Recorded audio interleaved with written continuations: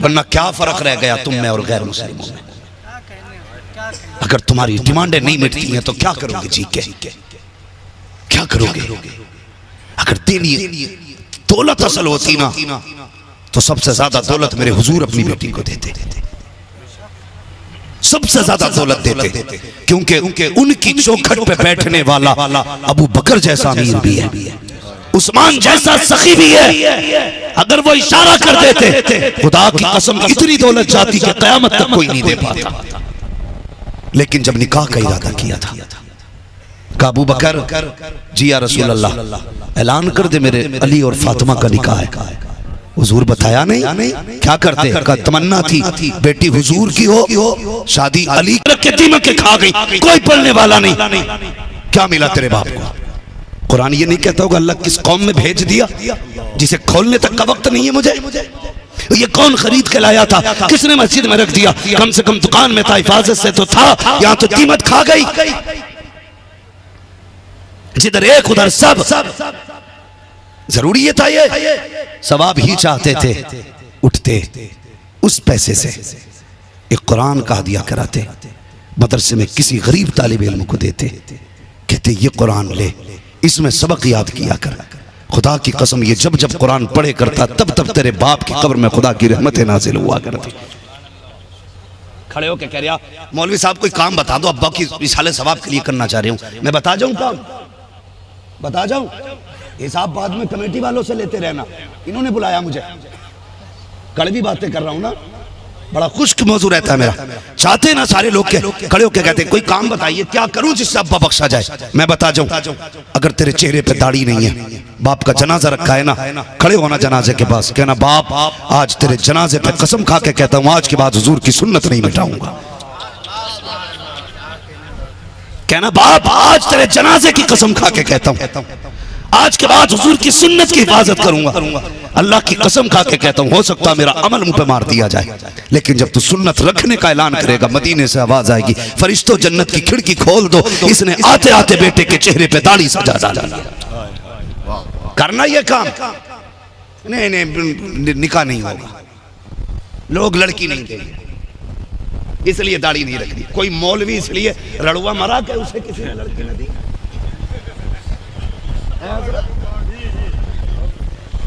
कोई गया इस वजह से कुआरा ही चला गया हो। अगर किसी ने नहीं की तो रब की रजा के लिए नहीं, सिर्फ इसलिए कि बीवी उसकी इबादत में खलल पैदा करेगी, इसलिए तो निकाह नहीं हुई। लेकिन इसलिए कोई मौलवी बिना बीवी के नहीं मरा कि उसे किसी ने दाढ़ी की वजह से बीवी नहीं दी। सुन भाई, तूने दुनिया की बातें सुनी होंगी, आज हमारा भी नुस्खा लेके जा। ये जो घरों में आग लग रही है इसे मिटाना चाहते हो तो दाढ़ियां रख लो, और शादी से पहले रखना। बाद में रखने में देखो सिर्फ सवाब तो है, वो फायदा नहीं है जो पहले वाली में भी है। आप कहेंगे कैसे?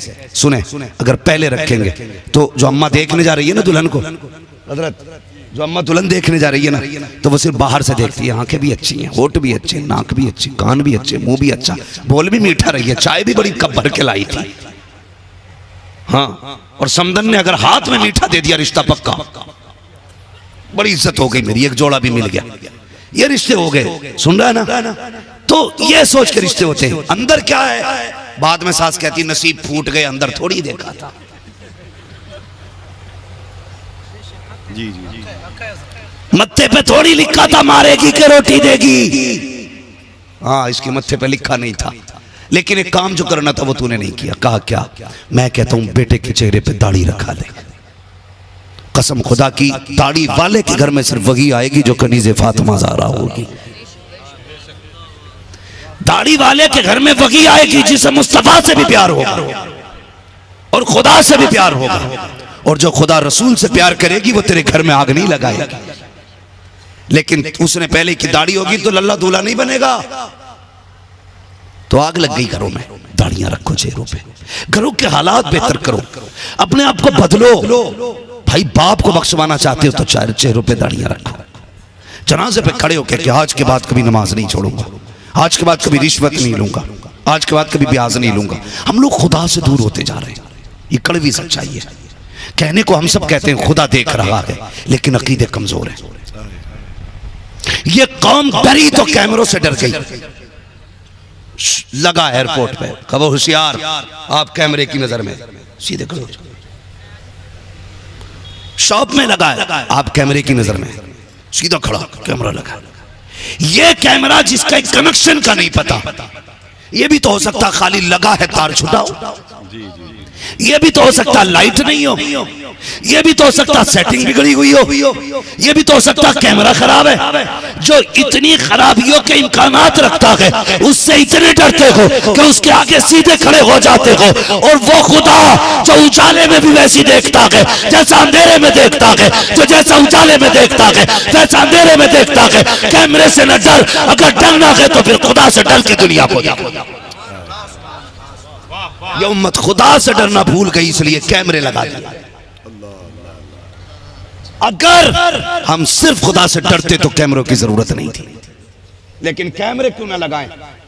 मैं उस दिन एक वीडियो किसी ने डाली, मैंने देखा कुर्ता पजामे वाला आया, चारों तरफ देखा, उसे पता नहीं कैमरा लगा और मस्जिद की टोटियां खोल के ले गया बेचने। मस्जिद की वुजू की टोटियां ले गया। खुदा देख रहा है, अकीदा यही है, खुदा देख रहा है। मैं टोटी खोलूंगा, खुदा देख रहा है। चोरी कर रहा हूं, खुदा देख रहा है। ये अकीदा है हमारा, इसे कहते हैं खुदा देख रहा है। दुनिया ने सुना है उमर जिसको बहू बना के लाया उसने कहा था खुदा देख रहा है। और उमर इस वजह से लाए थे बेटे की दुल्हन बना करके क्योंकि उसके दिल में खशियत इलाही थी। और फरमाया था बेटी इसलिए लाया हूं कि मैं कल जब अदालत के लिए निकलूं तो मेरे कंधे पे हाथ रख के कहना उमर देख के फैसले करना, खुदा देख रहा है। ये खशियत इलाही थी, ये खशियत इलाही। भाई अल्लाह से मोहब्बत करो, अल्लाह से मोहब्बत करो। गरीब नवाज इदारा है, कॉन्फ्रेंस भी गालिबन ख्वाजा गरीब नवाज है। ये अल्लाह वाले क्या हैं, क्या है इनके 8 हाथ पैर हैं, इनके 6 आंखें होती हैं, नहीं आंखें इनकी भी 2 ही होती है। फिर क्या मसला है कि लोग इनके पास भागते हैं। जानते हो जो इनका रब है वही हमारा रब है, जिसके हम बंदे हैं उसी के ये भी बंदे। जो दीन इनके पास है वो हमारे पास भी है, जो शरीयत इनकी वही हमारी है, जो कानून हमारे लिए वही इनके लिए। लेकिन आखिर इनके पास क्यों जाते हैं? इसलिए कि इनको खुदा को मनाना आता है, मनाना आता है। एक बुजुर्ग हुए हजरत अब्दुल्लाह इब्न जुबैर, उन्होंने सिर्फ इस वजह से निकाह नहीं किया था कि बीवी होगी तो मेरी इबादत में खलल पड़ेगा, इसलिए मैं निकाह ही नहीं कर रहा। निकाह नहीं पड़ा, पूरी जिंदगी अकेले गुजार दी। एक दिन रिवायत पढ़ी, हदीस पढ़ी कि जन्नत में कोई अकेला नहीं होगा, अल्लाह सबके निकाह करेगा जन्नत में। अब तो खुश हो जाओ जिनकी ना है, अल्लाह सबके निकाह करेगा जन्नत में। तो सोचने लगे यार जब सबका होगा तो फिर मैं थोड़ी बच जाऊंगा, वहां पे मेरा भी हो गई, फिर कोई मेरी भी बीवी होगी। हाथ उठा दिए, यार अब वो दिखा जो जन्नत में मेरी दुल्हन बनेगी। पहले दिन दुआ मांगे, कुछ नहीं हुआ। तीसरे दिन मांगे, दूसरे दिन कुछ नहीं, तीसरे दिन दुआ मांगी ना तो जानते आवाज आई, ख्वाब में कोई कह रही थी अब्दुल्ला मैं मैमूना हूं, बिनते वलीद हूं, मैं बसरा में रहती। ये कह के गायब हो गई। बस फिर क्या था, सुबह उठे रास्ता नाप दिया, क्यों ना देख ले उसे जो जन्नत में बीवी बनेगी। बसरा पहुंचे, जाके पता किया मैमूना कौन है। लोगों ने कहा हुजूर आप इतने बड़े आलिम और मैमूना का पता पूछ रहे, का क्या मसला है? कहा वो तो पागल है। पागल है जी? का क्यों? का लोग हंसते तो वो रोती है, लोग रोते तो वो हंसती है, लोग इसलिए पत्थर मारा करते हैं उसको। का कहां मिलेगी? का वो उजरत पे हमारी बकरियां चराती है, उसी से उसका गुजारा होता है। फरमाने लगे बताओ कहां मिलेगी? का असर तक आ जाएगी। का देर न कीजिए, वक्त कम है, बताओ कहां? का फला जंगल में चले जाइए। आप जब गए ना तो जब जा रहे थे तो जहां कदम रखते थे वही सांप, जहां कदम रखते थे खतरनाक जहरीले जानवर। हैरत में थे ये कैसी औरत है, ऐसे जहरीले जंगल में रह रही है जहां कदम कदम पे जानवर है। कहते मैं तलाश करते करते अंदर गया, मैं जब पहुंचा क्या देखता हूं कि उस जहरीले इलाके में मैमूना बिनते वलीद ने मुसल्ला बिछा रखा है और उस जंगल में बकरियां चल रही हैं। कहते लेकिन हैरत की इंतहा न रही, मैं देख रहा था मैमूना मुसल्ले पे थी, बकरियों की हिफाजत शेर कर रहे थे। मर गए ना गार्ड रखते रखते, तावीज दे दे खेती बच जाए। दे दे, कुटिया में रखना है, पैसा चोरी ना हो जाए। फिर भी गया है। फसल अच्छी हो गई तो मैंने खाद अच्छा डाला था, फसल मर गई तो ना अल्लाह ने बर्बाद कर दिया। ये अकीदे हमारे। अल्लाह कहता अकल नहीं आई, देने वाला भी मैं हूं, लेने वाला भी मैं हूं। अगर एक एक बाल का दाना बच जाए अपने दिमाग पे मत जाना, ये कहना खुदा ने दिया है, लेकिन अपना नहीं। अगर खेती अच्छी हो गई तो पीर का करम है, और मारी गई तो बारिश ज्यादा हो गई। ये ना कहता पीर की नहुसत में मार दी। हाँ जी, आजा तो पीर भी जा थोड़ी बेड़ा गर्क करके रख दिया मुरीदों की। 8 दिन सो रहा, 2 ही काम है, बेडरूम बाथरूम, बेडरूम बाथरूम। ये खुद में पढ़ लिया बाहर निकाल। पीर बड़ा पूछा हुआ, रात भी मदीने में था, रात मक्का शरीफ में था, रात फला शरीफ में था, वो कहीं भी नहीं था। कम बकत तेरे घर में ही था। तो उसकी नहुसत से खेती और मारी गई। तो कह रहे ना जी बस पीर का करम है। जब आप गए मैमूना बिनते वलीद नमाज में, आप बकरियां देख रहे, कहते हैं जब बकरियां रेवड़ में थी, बकरियों की आदत होती थी भागने की। जब बकरी इधर से उधर भागती, शेर जाता कान पकड़ के लाता, रेवड़ में खड़ी कर देता। अल्लाह अकबर। इसी तमाशे को देखते रहे। अचानक मैमूना ने सलाम फेरा, मैमूना बिनते वलीद ने सलाम फेरा। अब्दुल्ला इब्ने जुबैर को पता भी नहीं था। नमाज मुकम्मल हो गई, उसने चेहरा किया इनकी तरफ, कहने लगी अब्दुल्ला वादा तो जन्नत में मिलने का था, तो यही मिलने चला, तू यही मिलने चला आया। हैरत में थे, कहने लगे मैमूना ये बता, मैं तुझसे मिला नहीं, कभी बात की, तुझे किसने बताया कि मेरा नाम अब्दुल्ला है? मुस्कुरा के कहने लगी जिसने तुझे मेरा पता बताया उसी ने तुझे मेरा भी पता बता दिया। फिर आपने पलट के कहा मैमूना एक बात समझ में नहीं आई। कहा क्या? तू मुसल्ले पे खड़ी है, तेरी बकरियों को शेर चरा रहे, ये शेर और बकरियों की दोस्ती कब से होने लगी? ये तो मौका लगते ही हाथ मार देते थे, और ये तेरी बकरियों को नहीं खा रहे, इनकी दोस्ती कब से हो गई? तो मैमूना बिनते वलीद ने कहा था जब से मैंने खुदा से दोस्ती कर ली है, मेरी बकरियों ने शेरों से दोस्ती कर ली है। दोस्ती है हमारी खुदा से। हम तो कहते हैं तू बिगाड़ क्या बिगाड़ेगा, हम गाने बजाएंगे। तू कर क्या करेगा, हम तेरी नाफरमानियां करेंगे। कर क्या करेगा, अजान होगी हम गाने की आवाज कम नहीं करेंगे। मस्जिद के आगे घर है, नमाज होगी गाने बजाएंगे, तू क्या करेगा? वो कहता फिर मैं वो करूंगा कि कोई संभाले नहीं संभाल पाएगा, फिर मैं वो करूंगा जो कोई बचाने नहीं आएगा। तुमने नहीं देखा जब तुर्की में बिल्डिंगें गिरी तो फिर कोई बचाने वाला नहीं था, और जब उसने बचाया ना तो उसने 6-6 महीने के बच्चों को 4-4 दिन जिंदगी दे दी। मलबे के नीचे से 6-6 साल के बच्चे जिंदा निकाल दिए उसने, और बताया लोगों जिंदगी देने वाला भी मैं हूं, जिंदगी लेने वाला भी मैं हूं। इसलिए अपने रब को राजी करो, अपने रब को राजी करो। पलटो यार कुरान की तरफ, जिस किताब को खोल के नहीं देखा आ जाओ उसकी तरफ। निजामे मुस्तफा लाजिम कर लो ताकि बेटियों के घर आबाद हो जाए। और याद रखो ये उलमा इकराम बैठे, हजरत बैठे, मुफ्ती साहब किबला बैठे, मैं जो डिमांड करते हैं ना, क्या मांगते हैं? 10 लाख। क्यों मांग रहा है? इसके पास नहीं है इसलिए मांग रहा है ना। और जिसके पास ना हो और मांगने की स्थिति हो तो वो नान नफका दे सकता है, और जो नान नफके का अहल नहीं है वो बीवी का अहल है, निकाह जायज है उसका। हम कितने बड़े बेगैरत हैं, हम 10 लाख लेके कहते हैं लल्ला को 10 लाख मिले, और लल्ला इतना बेगैरत है पूरी जिंदगी अपने ससुर के दिए हुए बेड पे सोगा, अपने ससुर के दिए हुए बर्तन में खाएगा। कम से कम अकेले रहते हैं, किसी का दिल तो नहीं दुखाते। तुम मर्द हो के बेटियों के सताने का सबब बने। और यार खाली हाथ जा, किसी की इज्जत से उसकी चादर छुपा दे, खाली हाथ चला जा, मत डिमांड कर, किसी गरीब का घर आबाद कर दे, अल्लाह तेरी कब्र को मुस्तफा के जलवों से आबाद फरमा दे। हुजूर के किरदार को अपने अंदर लाएं, हुजूर की शरीयत को लागू करें, ताकि गरीब बेटियां भी इज्जत से रुखसत हो चुके, गरीब बेटियों के भी घर आबाद हो सके।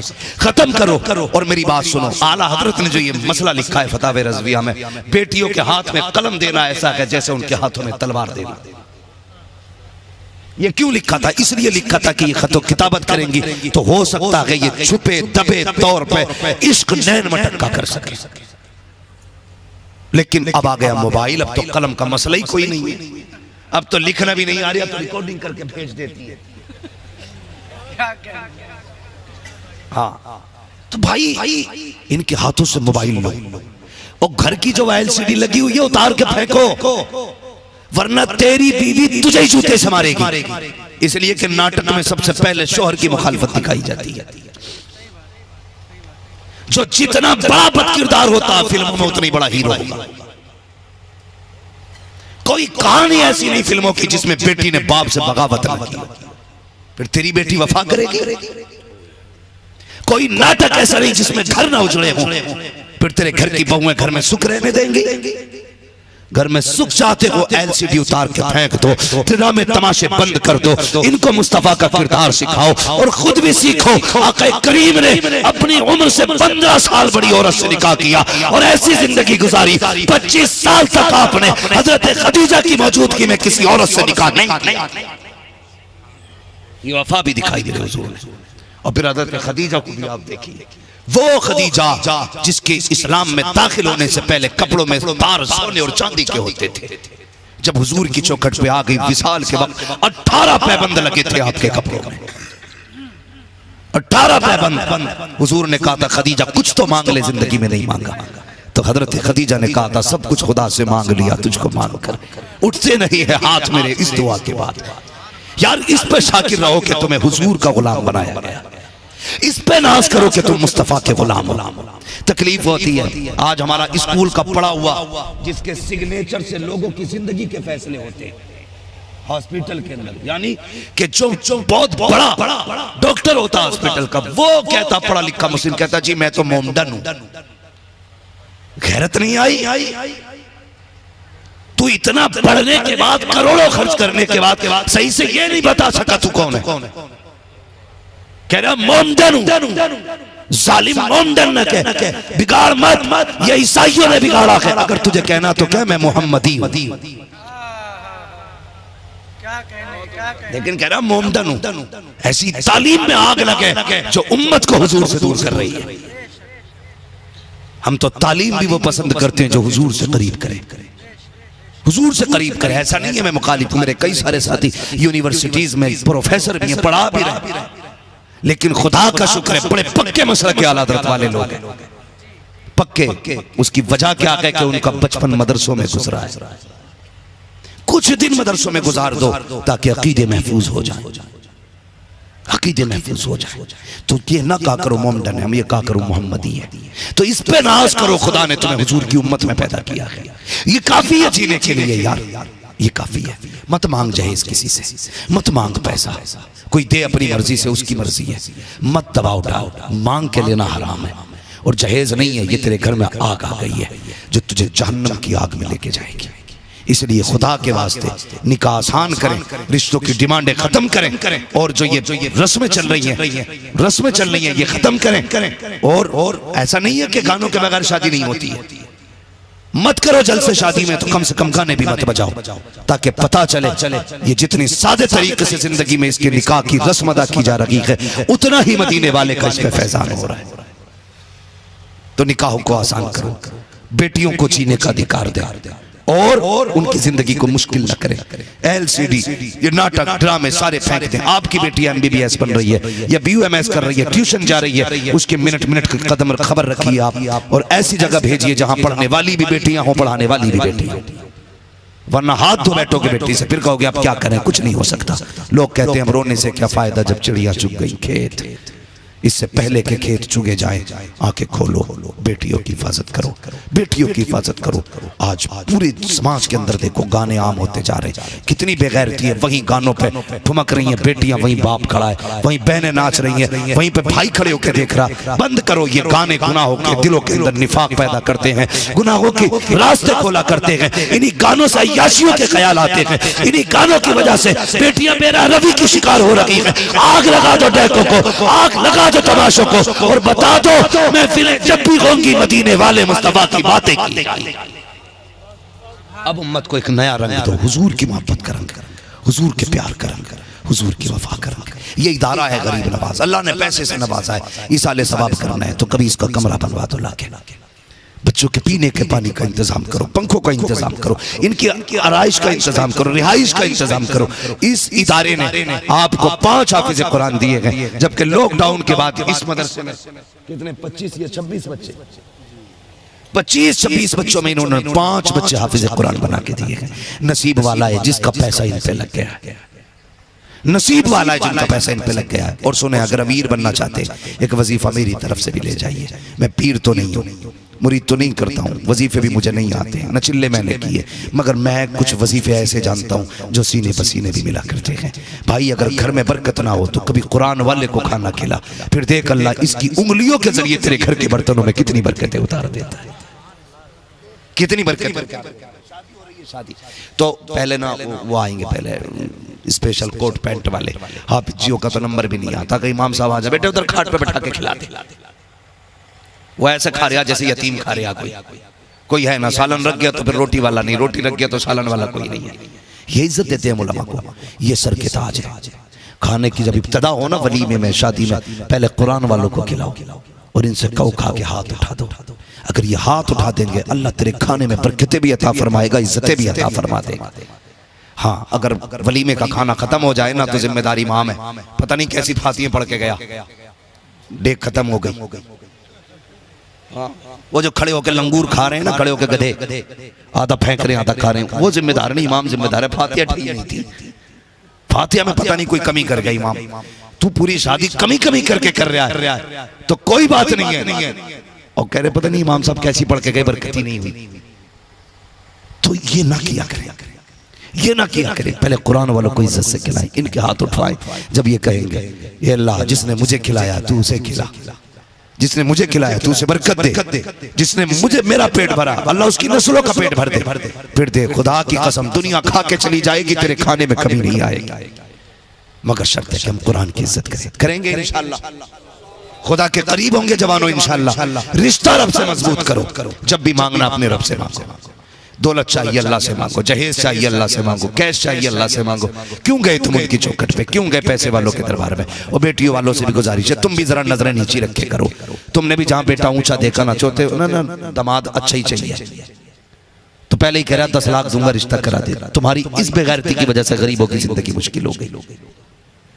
बराबरी का रिश्ता देख बेटी दे दे, कहते नहीं पैसे वाला इसलिए दिया ताकि बेटी सुख में रहे। कई पैसे वालों के घर बेटी सुख में नहीं रहती, कई गरीबों के घर में भी बेटियां सुख से रह लेती हैं।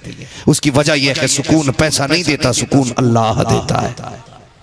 इसीलिए मैं कहता हूँ फुटपाथ पे सो जाते हैं अखबार बिछाकर, मजदूर कभी नींद की गोली नहीं खाते, इसलिए कि सुकून अल्लाह देता है। नींद तब आती है जब बंदे को सुकून होता है, और सुकून तब मिलता है जब अल्लाह सुकून देता है। इसलिए कोशिश करें हम रब को राजी करेंगे, जब अल्लाह राजी होगा ना हमारे घरों में बरकतें आएंगी। मौजू बड़ा तवील होता जा रहा है। कुल हल यस्तविल लदीना यअलमून वल्लदीना ला यअलमून। अपने सारे मामलात में उलमा को आगे रखा करो, मशवरे भी इनसे लिया करो, पूछा भी इनसे करो, फिर देखो अल्लाह कितनी बरकतें देगा। रब ने कुरान में कहा, महबूब आप फरमा दीजिए इनसे कि जानने वाले और ना जानने वाले बराबर नहीं है, बराबर नहीं है। इनकी शान अपनी है। क्या है इनकी शान? अल्लाह अहले महशर के लिए हुक्म करेगा, फरिश्तों जाओ मेरे कुरान वालों को तलाश करके लाओ। फरिश्ते कहेंगे मालिक हजरत आदम से लेकर के पैगंबर आखिरुज़्ज़मान तक सबकी उम्मतें हैं, पता कैसे चलेगा कुरान वाला कौन है? फरमाएगा मुंह सूंघना, जिसके मुंह से मुश्क की खुशबू आ रही होगी वही मेरे कुरान वाले होंगे। ये शान है इनकी, ये शान है। ये घर जाएंगे खाली नहीं जाएंगे, हाथ में सनद होगी, दिल के अंदर जन्नत का टिकट लेके जा रहे होंगे। बाप की मेहनतों का फल है। वो माए नसीबों वाली हैं जिनके बेटे हाफिज बने, वो बहनें मुकद्दरों वाली हैं जिन्होंने इन्हें खाने खिलाए हैं। वो बाप लायक 27 है, तारीफ है कि जिन्होंने ऐसे बेटों की परवरिश की है जो बदले में जाके बाप को कुरान की दौलत देने वाले हैं। इसलिए मेरी गुजारिश है एक बच्चा कम से कम जरूर हाफिज कुरान बनाए, दीन से जुड़े, उलमा से जुड़े, बेटियों पे नजर रखें, अपनी बेटियों की परवरिश हजरत फातिमा ज़हरा के किरदार के मुताबिक करें, मुस्तफा के दीन के मुताबिक बेटियों की परवरिश करें, और सिर्फ दुनिया की रसूम पे ना जाए। इस्लाम अपने मानने वालों को एक मिनट के लिए भी अपनी हदों से निकलने की इजाजत नहीं देता। माँ की गोद से लेकर कब्र तक का तरीका इस्लाम सिखाता है, जिंदगी से मौत तक का उसूल इस्लाम देता है। तेरे दामन में है किस लाल और जवाहर की कमी, तू किसी और के दामन की तरफ क्यों देखे? मगरिबी तहजीब न देखना, ये इज्जतें नहीं देगी। अगर इज्जतें तुम्हें मिलेंगी तो निजाम मुस्तफा के जरिए इज्जतें। इसलिए अपने घरों में निजाम मुस्तफा लाए, कुरान पढ़ें, दीन सीखें। अल्लाह ताला हमारे घरों में बरकत अता फरमाए। अल्लाह इन हाफिजों की उम्रों में बरकत अता फरमाए। इस इदारे को मौला करीम दिन दूनी रात चौगुनी तरक्की अता फरमाए। जो हुए अगलात उनको माफ फरमाए रब्बे कायनात। जिंदगी ने दिया साथ फिरों की मुलाकात, चमन लगा फूल खिलेंगे, जिंदगी लगी फिर मिलेंगे। मुसाफिर हैं हम भी, मुसाफिर हो तुम भी, किसी मोड़ पर फिर मुलाकात होगी। फकीरान आए सदा कर चले, सदा खुश रहो ये दुआ कर चले। सारे लोग कलमा शरीफ पढ़ लीजिए। इल्लल्लाहु मुहम्मद रसूलुल्लाह व मा अलैना इल्लल बलाग। अस्सलामु अलैकुम व रहमतुल्लाहि व बरकातुहू।